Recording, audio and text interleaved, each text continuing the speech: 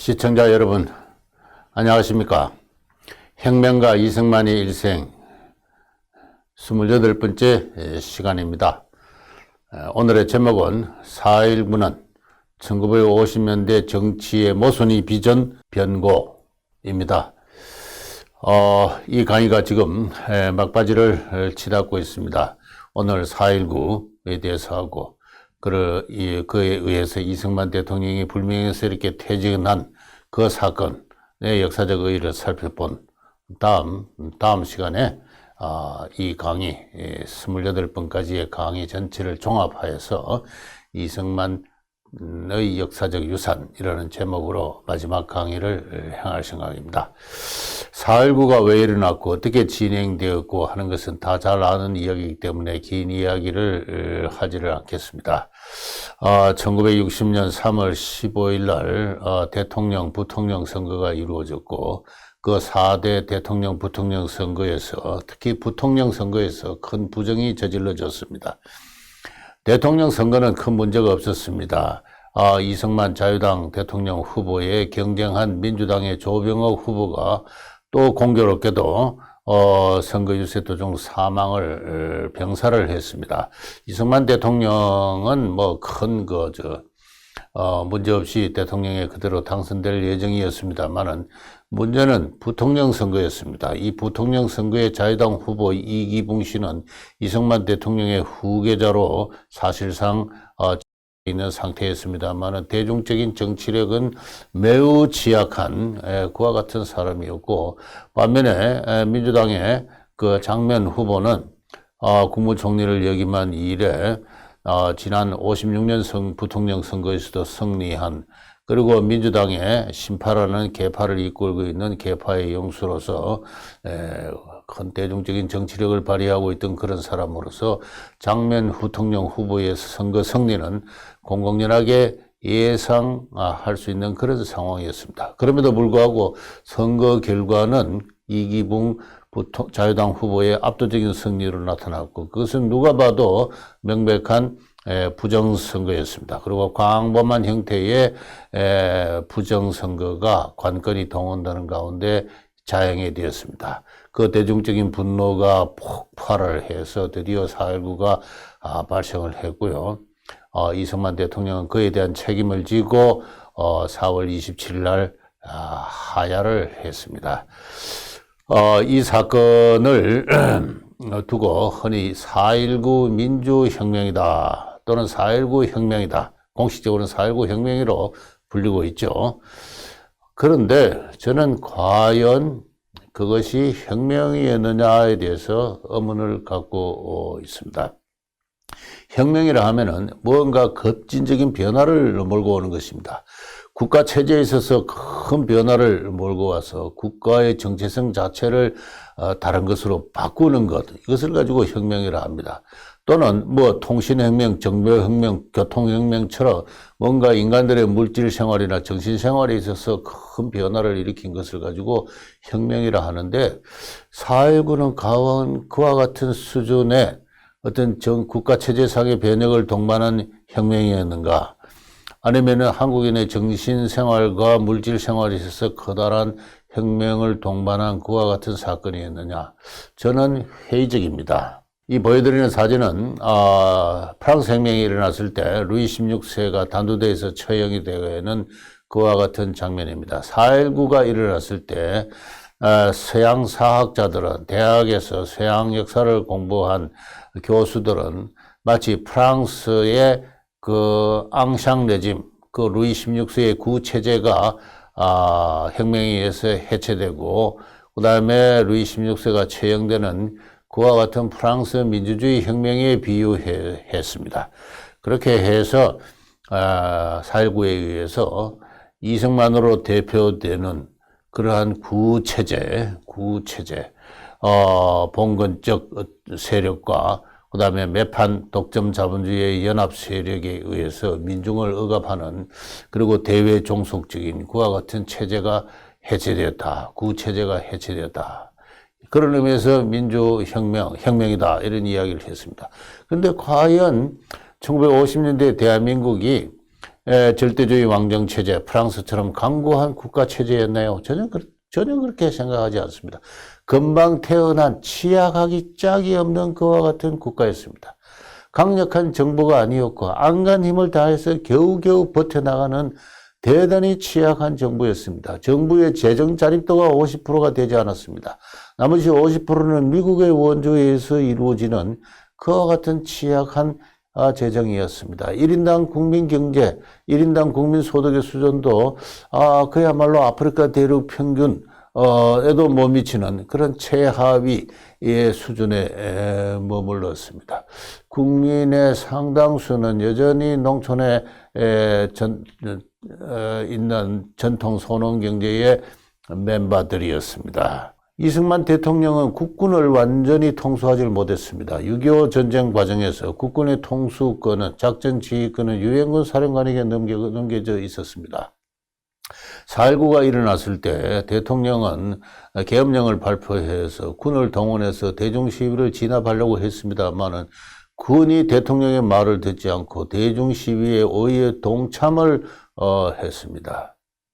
매우 취약한 자기의 독자적인 군 통수권조차도 확립하고 있지 못하는 그와 같은 권력이었습니다. 4.19가 일어나자 미국은 오히려 대중 시위를 선동하고 대학 교수들이 시위를 할 때 그들의 신분을 보장까지 했습니다.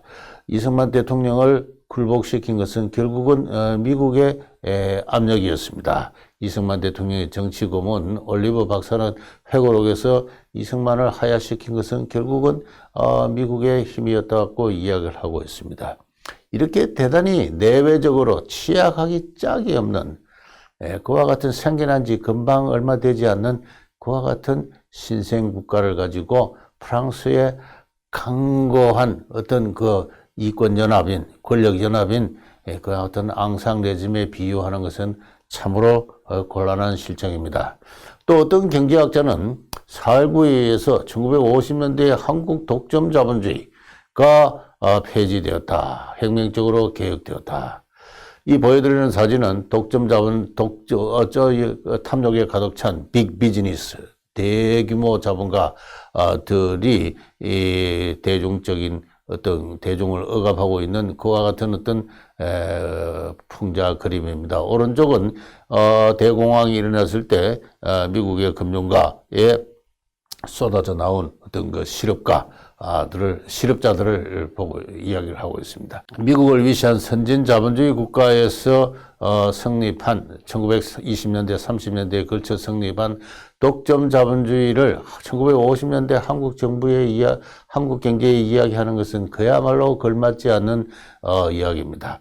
독점 자본주의의 대중 억압 체제에 저항해서 4.19가 또 일어났다. 또 이렇게 의미를 부여하는 것 자체가 저는 넌센스라고 생각합니다. 당시 한국을 대표하는 기업이라 해봤자 면방지, 고무신공업, 그 다음에 일부 시멘트공업 정도 다 합해서 종업원 1000명 이상 되는 그런 기업이 다 합해서 10개, 14개 정도에 불과했고 그것조차도 국제적 규모에 있어서는 구멍가게에 불과한 것들입니다.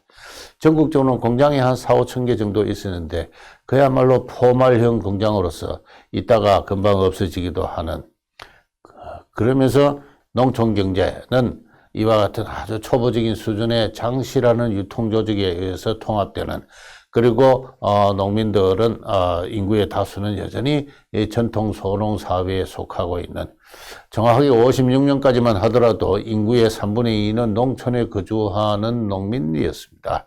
그리고 그들의 경지 규모는 1헥타르에 미치지 못하는 그리고 농촌에는 여전히 자연경제가 지배지게 농민의 재생산 과정에서 상업경제, 시장경제가 차지하는 비중은 오히려 일제시대 때보다도 더 비중이 낮아져서, 정부의 세금을 낼 때나 화폐가 겨우 구경할 수 있고, 농민들의 일상생활은 현물에 의해서 이루어지는 자급자족적인 어떤 그와 같은 그 경제체제였습니다. 이와 같은 경제체제를 두고 독점 자본가에 의한 대중지배체제가 4.19에 의해서 파쇄되었다. 그래서 또 혁명이다. 이렇게 역사학자와 경제학자, 기타 사회과학자들은 흔히들 4.19를 가지고 혁명이라고 규정하고 갖가지 이유와 근거를 제시하고 있습니다만은 제가 볼 때는 그것은 그 당시에 지식인들이 알고 있는 것은 그와 같은 프랑스 혁명의 역사를 알고 있었지만은 자기 나라의 역사는 알지를 못했고 외국의 독점 자본주의를 알고 있었지만은 자기 나라의 소농 경제에 대해서는 알지 못하는 그와 같은 지식인들의 균형 잡히지 못한 그와 같은 어떤 정신세계, 지식세계에서 나온 어떤 결론이 명제가 아닌가 저는 그렇게 생각을 합니다. 다시 말해서 50년대는 대단히 경제적으로나 사회적으로나 정치적으로 대단히 취약한 상태였다. 취약 국가였다. 최근에 서울대학교 정치의 학부를 중심으로 해서 이 건국 직후에 대한민국을 재평가하는 연구가 이루어지면서 취약 국가라는 어떤 그러한 명제가 제기되고 있는데요. 제가 그것을 지금 소개드리고 있는 셈입니다. 1950년대 정치의 모순이 어디에 있는 것은 바로 지난 시간에 제가 이야기를 한 것입니다. 다시 한번 간략하게 이야기 드리면요. 민주주의가 과잉 상태였다. 2년 만에 한 번씩 가능하면 대통령 선거, 국회의원 선거, 지방의회 선거를 이렇게 4년에 한 번씩 통합해서 해서 해야 되는 게 그게 정상입니다만은 그러나 이것이 어떻게 정치 과정이 합리적으로 조정되고 하지 못하는 가운데 2년 만에 한 번씩 이렇게 나라를 들었다 놓는 대규모 선거가 이루어졌는데 그러나 이 나라 만들기 정치를 원만하게 이끌어갈 어떤 정치적 자원은 대단히 빈곤했다. 그리고 정치가나 그리고 대중은 벌거벗은 권력욕으로 정치에 임했다. 그들의 사회 행동의 전략은 국가 권력과의 관계에 있어서 보다 높은 지위를 차지하는 그런 방향으로 중앙으로 집중하는 소용돌이 정치에 휘말려 있었다. 그런 가운데 언론과 지식인이 방종했다는 것입니다. 많은 언론들은 정부를 비판하는 것을 언론의 고유한 업무라고 생각을 했습니다. 그 비판이 다소간에 잘못되더라도 그것은 언론의 자유로 정당화되었습니다. 당시에 한국의 지식인들은 자국의 역사와 문화와 사회, 정치의 실태에 대해서 잘 알지를 못했습니다. 그들은 일제시대 때 일제치하에서 대학을 나온 사람들로서 알고 있는 것은 일본의 정치와 문화를 통해서 또는 일본의 학문을 통해서 알게 된 세계에 대한 파편화된 지식 그뿐이었습니다. 이 나라가 도대체 18세기 이후 지난 300년간 또는 조선왕조 지난 600년간 이래의 어떠한 역사적 과정을 밟아왔는지에 대해서 실체적이고 과학적인 이해를 갖춘 그와 같은 상태는 아니었습니다. 오늘날이 되었어야 겨우 그런 것이 종합적으로 전망될 수 있다고 할 그러한 오늘날 지식의 수준을 당시의 지식인들은 알지를 못했습니다. 그런 가운데 구한말 때부터 계몽운동에 종사하고 그리고 독립운동에 종사해온 이승만의 그 어떤 그 권위주의 정치가 나라 만들기 정치의 유일한 동력으로 작용하고 있었습니다. 그는 강인한 신념을 갖고 대통령 중심제, 대통령 직선제, 양원제, 그리고 나라의 정체성을 보호하기 위한 국민투표제 등등의 정부 형태를 만들어 왔고 그리고 미국과 일본에 대항해서 자국의 국가 정체성을 주장하고 관철시키고 한미동맹을 체결해내고 일본에 대해서는 강인한 저항과 어떤 대립의 자세를 고수를 했던 것입니다. 그러나 시간이 지남에 따라서 대중들은 책임이 없는 대중들이죠. 종합적인 판단력을 결여한 대중들입니다. 그러나 그들에게는 4년마다 행사할 수 있는 또는 2년마다 행사할 수 있는 투표권이 지어져 있습니다. 그들은 어떠한 한 자연인이 장기간 집권하는 것을 원치를 않았고 그리고 현실적으로 그들이 고통받고 있는 경제의 빈곤과 사회의 혼란, 부패는 모두 집권 여당, 대통령의 책임으로 물어주고 있는 그와 같은 상태에서 투표를 거듭하면 거듭할수록 대통령의 카리스마는 쇠퇴하고 고립되는 그와 같은 상황이었습니다. 거기에 비해서 야당은 내각 책임제 정부 형태를 집요하게 주장함으로써 그것이야말로 민주주의의 꽃이라는 식으로 정부를 이 대통령의 권위주의 정치를 비판을 했고, 그리고 민생고라든가 사회의 부정부패 이런 것은 어떤 의미에서 우리 한국이 역사로부터 물려받은 업보이겠습니다만은 그것을 집권당의 책임으로 묻는 대중주의적 어떤 그 비판을 멈추지 않음으로써 못 살겠다 갈아보자 함으로써 정치적 대립을 극한적인 상황으로 정폭시켜왔던 그와 같은 상황입니다. 거기다가 이 야당 민주당 내에서도 신파와 구파의 경쟁이 있었습니다. 1959년 자유당 이기붕과 민주당 조병옥이 비밀회담을 했습니다. 야, 나라가 이런 상태가 되어가지고는 도저히 안 되겠다. 문제가 되는 건 부통령 선거였습니다. 원래는 대통령과 부통령이 서로 이렇게 짝을 이루어가지고 런닝메이트로 대통령 선거를 치러야 되는데, 대통령 따로 부통령 따로 선거를 하다 보니까 민심에 향배란 게 그렇지 않습니까? 부통령은 그래도 야당을 해놓으면은 민주주의가 된다, 이러한 무책임한 생각에 의해서 부통령이 야당 출신이 되는 거예요. 그러한 우려가 벌써 56년도 선거에서 현실화되었습니다. 그래가지고는 나라가 절단이 난다는 그러한 어떤 위기의식이 높아지는 가운데 자유당을 대표하는 이기붕과 그리고 민주당의 그 구파를 대표하는 조병욱이 회담을 해서 야, 이거 안 된다. 부통령제, 이 직선제를 폐지를 하고, 그리고 이 대통령, 나이 많은 이 대통령 후계자로 조병욱 당신이 하고, 그런 선 위에서 저 대통령 권력을 승계를 하고 정부 형태를 또 내각 책임제로 개안을 하고 하는 그와 같은 원만한 정치적 타협을 이루자고 회담을 해서 어느 정도 합의에 도달했습니다만은 민주당 신파가 이것을 알고 야합이라고 해서 격렬하게 공격함으로써 이 정치적 회담은 무산되었습니다. 민주당 대통령 후보를 가르는 선거에 있어서 신파와 구파는 극적으로 대립을 했고, 조병옥은 장면 후보에 대해서 겨우 한 표 차로 신성을 했습니다. 선거 유세 과정에서 신파와 구파는 협력하지 않았습니다.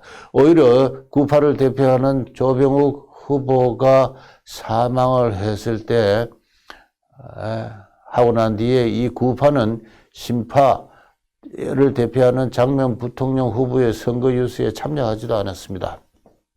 이러한 사태를 두고 강준만이라는 역사학자는 다음과 같은 이야기를 했습니다. 오늘날 4.19 혁명에 의해서 그간 민주당이 저지른 모든 이전 투구와 한심한 작태가 가려졌다. 이승만이든 민주당이든 혹독한 비판은 오늘의 잣대일 뿐, 이들이 1950년대 참 얼굴임을 받아들일 필요가 있다.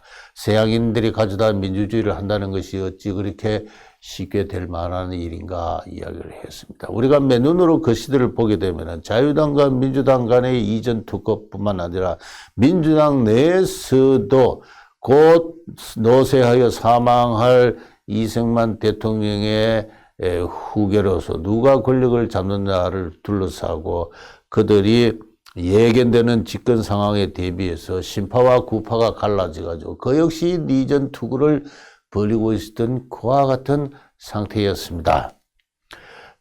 민주주의를 한다는 것은 결코 쉬운 일이 아니었습니다. 민주주의란 것은 상권분립, 법치주의, 정당정치, 대의정치, 이 서구의 여러 나라들이 한 200년에 걸쳐서 가전 시행착오를 거치면서 차곡차곡 성숙시켜온 그 제도입니다. 그 제도가 수입됐을 때 한꺼번에 전에 말씀드린 대로 태엽을 풀면은 차각차각 시계가 돌아가는 그런 식으로 작동하는 민주주의가 아니죠. 한국인들은 건국을 한 지 10년이 넘었습니다만 여전히 정부 형태를 결정하지 못하고 이승만 대통령이 권위주의적으로 관철한 대통령 중심제 정부 형태를 선거할 때마다 그것을 바꾸자는 공약이 내걸고 대중주의적 선동을 일삼는 그와 같은 정치의 형태였습니다. 누구의 책임도 아니고 당시에 한국 정치를 규제짓는 한국인의 지성 수준, 그들의 심성, 이 모든 것이 공동의 책임을 질 그와 같은 하나의 역사적 현장이었다 이렇게 이야기를 하고 있습니다. 부정선거를 획책한 내무부 장관 최인규 씨가 처형되기 직전에 사형장에서의 최후의 진술을 하는 모습과 사형 집행 이후에 그의 그 모습이 아주 공개되어서 곤란할 사진이 이렇게 얼마 전에 공개가 되었습니다. 이미 공개된 사진이기 때문에 저는 이렇게 제시를 하고 있습니다만은 이 최인규의 옥중 자수지를 보면은 제가 지난번에 소개를 했습니다. 전쟁이 끝난 지 3년도 안 된 나라가 원공산주의자에게 200만 표 이상의 투표를 한 국민들은 죄가 없습니까? 라고 그와 같이 물었던 그가 내가 왜 부정선거를 했느냐 하면서 한 소리가 방금 지금 소개되고 있는 이 문장입니다. 3.15 정부 통합 선거 중 조병옥 박사가 서거를 했고 이승만 박사는 단일 후보로서 무경쟁 당선이 보정되어 있다. 그러나 정부 통령이 정당을 달리하는 데서 오는 폐단과 비극을 사전에 방지하기 위해서 이승만 박사와 정치 이념 생사를 같이 할 수 있는 이기붕 씨를 부통령에 당선시키려고 노력한 결과가 4.19의 비극을 초래했다. 솔직하게 정확하게 그대로 지적하고 있습니다. 이 개인의 부정선거를 획책한 이 사람의 죄과를 우리가 쉽게 용서할 수 없지만은 동시에 정략적인 이해관계에 따라서 대통령과 부통령을 각각 직선하는 엉터리 정치 제도를 만들어낸 당대 정치가와 국민 전체의 책임도 없다고 할 수는 없는 것입니다. 그러한 어떤 거죠. 최후의 진술을 하고 최인규는 쓸쓸하게 형장의 이슬로 사라지고 말았습니다. 4.19가 난 이후에 제가 몇 가지 이 지식인들의 정신 동향을 설명하는 것으로서 제 주장을 좀 보강하도록 하겠습니다. 김수영이라고 널리 알려진 존경받는 시인이죠. 이분이 1960년 10월 달에 김일성 만세라는 시를 발표했습니다. 김일성 만세, 한국의 언론 자유의 출발은 이것을 인정하는 데 있는데 이것만 인정하면 되는데 이것을 인정하지 않는 것이 한국 언론의 자유라고 조지훈이라는 시인이 우기되니 나는 잠이 올 수밖에. 김일성 만세, 한국의 언론 자유의 출발은 이것을 인정하는 데 있는데 이것만 인정하면 되는데 이것을 인정하지 않는 것이 한국 정치의 자유라고 장면이라는 관리가 의견되니 나는 잠이 깰 수밖에. 시인은 언론의 자유를 이야기를 했습니다. 이 언론의 자유는 김일성 만세도 마음껏 외칠 수 있는 그와 같은 상태가 이지 않으면 안 된다. 이와 같은 주장입니다. 모든 자유에는 책임이 따릅니다. 이 김수영 씨가 저런 생각을 하고 저런 시를 쓸 수 있는 자유는 국가에 의해서 궁극적으로 보장이 되는 겁니다. 김수영 씨의 저와 같은 반항 정신은 북한에서는 절대 용납되지 않았죠. 김수영 씨 같은 사람이 북한에 있었다면 일찍이 처형되거나 수용소에 갇히고 말았을 겁니다. 대한민국이 보장하는 자유는 자유의 근본적인 어떤 뜻은 무엇입니까? 이 강의를 관통하는 이승만의 자유정신은 무엇입니까? 개인의 근로와 저축과 개방과 분업과 통상과 하는 그러한 넓은 세계에서 성립하는 언론, 출판, 결사, 사상, 종교의 자유죠. 그 궁극적으로 한 국가에 의해서 보장이 되는 것입니다. 이 국가라는 큰 어떤 정치적 협약체가 성립할 때 보통의 경우에는 이념의 선택에 따른 정치적 과정, 정쟁 과정을 동반하지 않을 수가 없는 것이고 우리 한국에는 공산주의와의 투쟁을 통해서 그것을 성립을 했습니다. 김수영 씨가 공산주의자가 아닌 이상은 김일성 만세도 언론의 자유라고 이야기할 자격이 없는 것입니다. 그런 능력이 없는 것입니다. 그러나 지식인들은 그것을 언론의 자유라고 믿는 것이죠. 그 유명한 신동엽의 쇠붙이는 가라, 각급 학교 교과서에 절개 인용되고 있는 이 껍데기는 가라. 4월도 알맹이만 남고 껍데기는 가라. 동학령 곰나루에 그 아우성만 살고 껍데기는 가래요. 가라. 그리하여 다시 껍데기는 가라. 대한민국은 껍데기예요. 동학년 곰나루에 그 아우성, 동학농민봉기. 그것이 역사의 진정한 아름다움이다, 진리다, 그런 이야기입니다. 그게 뭡니까? 동학농민봉기는 결국 무엇을 지향했어요? 거기에 인간사회를 분업과 개방과 교류와 상호 신뢰로 이끄는 이념이 있습니까? 그러나 이 신동엽 씨는 그걸 모르죠. 나이 30의 한 젊은이가 이와 같은 순수한 어떤 민족주의적 통합을 시로 노래했고 이 시는 모든 사람의 가슴을 울려 때렸습니다. 저도 대학교 들어가서 이 신동엽 씨의 시를 읽고 술을 먹고 엎고 눈물도 흘리고 했던 그런 기억이 있습니다. 그러나 나이가 들어서 생각해 보니까 그것은 결국은 역사에 대한 푸념이에요. 가슴까지 내놓은 청년 아사달과 아사녀가 중립의 초래청 앞에서 부끄러움 빛내며 맞절할지니 그렇게 할라에스 백두까지 헛가슴만 남는 그런 통일은 현실적으로 존재하지 않습니다.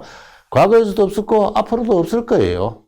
그러나 시인은 문학의 자유로서 자유롭게 노래를 하고 그리고 무책임한 대중은 거기에 환호를 하죠. 최인훈의 광장은 1960년에 나온 유명한 소설입니다. 이명준이라는 사람은 아버지가 월북 공산주의자예요. 남한 사회에서 적응할 수가 없었습니다. 그가 보기에는 남한은 서로 약육강식의 정글과 같은 사회예요. 남한의 절망에서 그 역시 월북을 합니다. 그러나 북한에 올라가 보니까 북한의 공산체제는 그 자체가 하나의 거대한 수용소예요. 그 역시 공산주의에 절망합니다. 그런 상태에서 그는 6.25 전쟁에 인민군 장교로 참전했다가 결국은 국군에 의해서 포로로 잡힙니다. 나중에 포로 교환을 할 때 그는 인도라는 중립국을 선택을 했어요. 그러나 중립국 인도로 가는 배 선상에서 바다에 투신을 해서 자살을 합니다.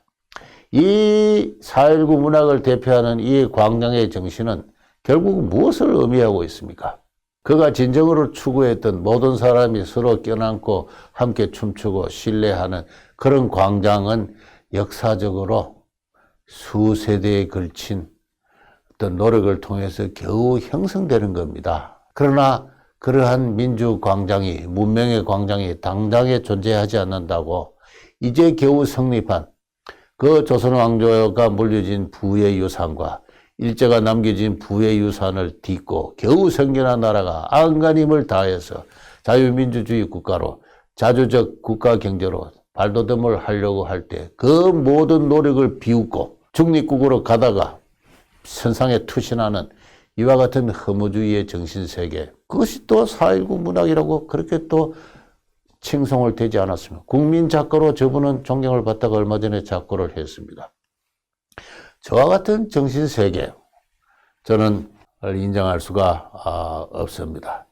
이제 결론을 말씀드리면은 4.19는 혁명이 아니었습니다. 저는 오래된 이미 60년이 다 돼가는 그 지적 전통에 도전을 하고 있습니다. 4.19를 혁명으로 이야기할 어떠한 역사적 근거는 없다. 진정한 혁명이 있었다면 그 12년에 있었던 대한민국의 건국 그 자체가 진정한 혁명이었다. 그러나 모든 신생국이 그러했듯이 대한민국은 내외의 중첩한 역사적 모순을 이기지 못했다. 4.19는 1950년대 한국의 정치의 모순이 빚어낸 변교이다.